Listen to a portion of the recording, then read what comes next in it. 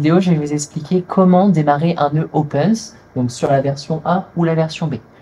Alors, on ne va pas mettre en tension, on va simplement réaliser les différentes étapes à mettre en place pour pouvoir réaliser une expérimentation.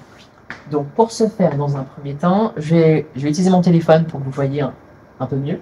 Là, on va allumer la palisse. Donc, pour ce faire, c'est ici. Là. Donc là, on a entendu. On voit le voltmètre s'allumer, le chronographe également. Et là, on va tourner ici pour démarrer les différents nœuds. Donc, sur les versions A, il suffit simplement de l'alimenter. Voilà, il n'y a pas de difficulté, ça s'allume tout seul. Et sur les versions B, on a un petit bouton juste en dessous qui permet de l'alimenter. Simplement, avec ce câble-là. Voilà. Donc là, on attend un peu. À noter, on a des Raspberry version B et on a aussi des versions 2. Donc c'est pour ça, il y en a qui sont plus ou moins lents. Voilà, ça dépend de plusieurs paramètres, mais généralement c'est assez rapide. Donc là, on voit que les différents nœuds s'allument. Donc on attend que on ait un affichage correct sur les nœuds. Donc là, voilà. Là, le nœud A5 est tout à fait prêt. Là, on attend, le nœud A2, ok, le nœud A4, on est bon. Le nœud B15, pardon, on est bon. Donc maintenant, ce qu'il faut faire, c'est tout simplement réaliser la calibration entre le DSP et le Raspberry. Je m'explique. C'est que là, en fin de compte, lors du démarrage, on a des difficultés qui ont été rencontrées. Et donc, on est obligé de forcer, en fin de compte, la connexion du Raspberry à celui du DSP. Et donc, pour ce faire, c'est très simple.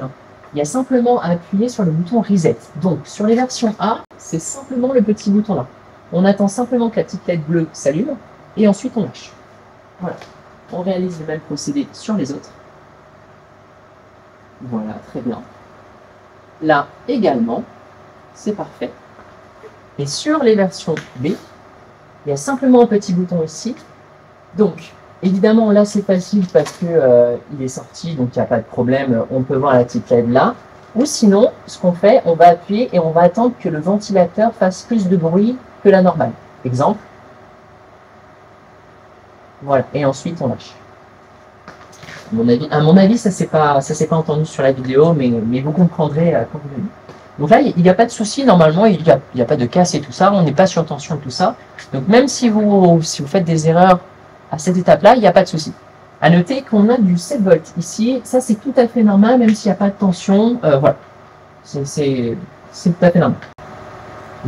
Donc à présent, on va utiliser l'application APHM pour pouvoir contrôler les différents nœuds et lancer des expériences. À noter qu'on n'est pas obligé, mais à mon avis, pour une première expérience, c'est plus facile parce qu'on a l'affichage du terminal. Donc, on va sélectionner les différents nœuds. Le nœud A5, on va le lancer en duo. Voilà, on a le terminal qui s'affiche. Le nœud A4, également en duo. Hop là, voilà. On peut fermer les fenêtres. Simplement celle-ci, il n'y a pas de souci, on peut le fermer. Par contre, la fenêtre principale, il faut qu'elle soit gardée. Parce que c'est elle qui contrôle. Le nœud A2 également. Parfait, le terminal est lancé. Et le nœud B15. Donc là, on voit sur les différents terminaux qui sont en attente. Pourquoi? Parce que comme on les a lancés en duo, parce que tout simplement, là, si on regarde sur les différents nœuds, et ben, on voit la fenêtre qui s'affiche, le papier. Donc, à noter, pour les versions A, il faut utiliser Dev Mode Opens V3. Ça, c'est important à savoir. Donc là, V3. OK. Donc là, on attend. Tout simplement. Donc, on voit que ça vient de se démarrer sur l'ordinateur. Et voilà. Bien plus simple. On effectue le même procédé pour le V15. Et voilà, le tour est joué. Maintenant, pour éteindre, vraiment rien de plus simple. Il y a juste à fermer la grande fenêtre et tout est éteint. Voilà. On éteint ici. Hop. Et on arrête. Et voilà, c'est terminé. Donc là, vraiment, c'est vraiment le côté très basique de comment lancer un nœud Opens.